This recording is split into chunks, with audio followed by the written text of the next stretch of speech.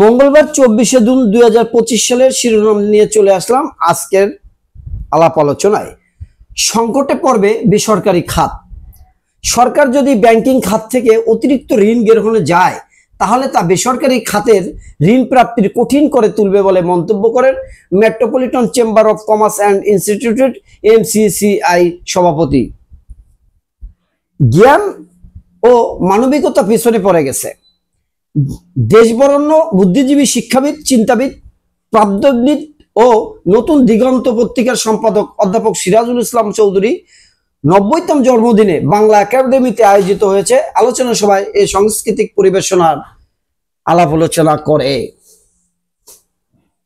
Voter হচ্ছেন জুবাইদা রহমান।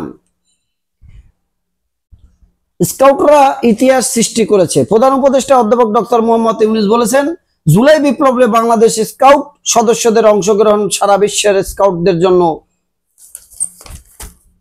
চীন সফরে আমন্ত্রণ তারেক রহমানকে।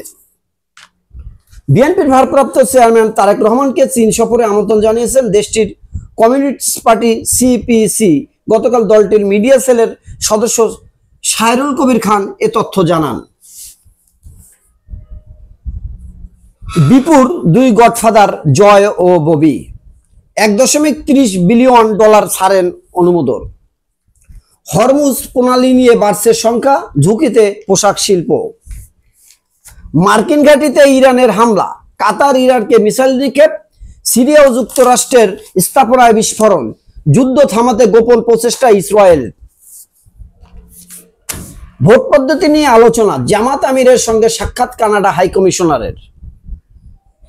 চাঁদাবাজি বন্ধের দাবি, কাফনের কাপড় পরে ব্যবসায়ীদের বিক্ষোভ। 40 দিন পর খুলল নগর ভবন। টানা 40 দিনের মাথায় গতকাল খুলে দেওয়া হয়েছে নগর ভবনের মূল ফটক। আবারও শুরু হয়েছে সেবা কার্যক্রম। তবে সব বিভাগের কর্মকর্তা কর্মচারী উপস্থিত থাকলেও বন্ধ ছিল প্রশাসক ও প্রকৌশলীদের অফিস। শতভাগ ভোট পড়া কেন্দ্র সংশ্লিষ্ট তথ্য চেয়ে দুদকের চিঠি। বেপরোয়া মব সন্ত্রাস, উৎকণ্ঠা।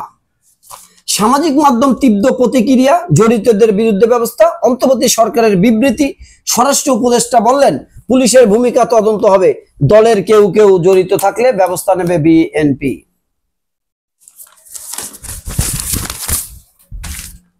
অচলাবস্থা কাটছে না সচিবালয়ে। দেশে বিচার ব্যবস্থা জনমুখী করতে সহায়তা অব্যাহত থাকবে। মুক্তা চাষে অর্থনৈতিক সমৃদ্ধ। করোনা আক্রান্ত হয়ে 3 জনের মৃত্যু। দেশে কোভিড-19 সংক্রমণের আরো 3 জনের মৃত্যু হয়েছে রবিবার সকাল 8টা থেকে গতকাল সকাল 8টা পর্যন্ত। করোনা ভাইরাসে আক্রান্ত হয়েছে 19 জন। এ নিয়ে এবছর করোনা আক্রান্ত হয়েছে 452 জন। হাসিনা পরিবারের 1045 কোটি টাকা জব্দ। ট্রাক চাপায় পা হারালেন পুলিশ সদস্য।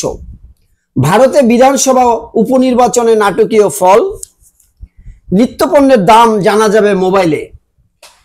নগদের অনুমোদন বাতিল চায় বাংলাদেশ ব্যাংক। সুরক্ষা অ্যাপের নিয়ন্ত্রণ পাচ্ছে না স্বাস্থ্য অধিদপ্তর। ডেঙ্গুতে আরো 2 জনের মৃত্যু। অর্থনৈতিক সংকট বাড়বে আগামী অর্থ বছরে। ব্যস্ততার কারণে যারা পেপার পত্রিকা পড়তে পারেন না তাদের জন্য আপ্রাণ চেষ্টা আমার এই চ্যানেলটি করার জন্য। প্রিয় দেশবাসী, চ্যানেলটি সাবস্ক্রাইব করে রাখবেন প্রতিদিন সংবাদ শোনার জন্য।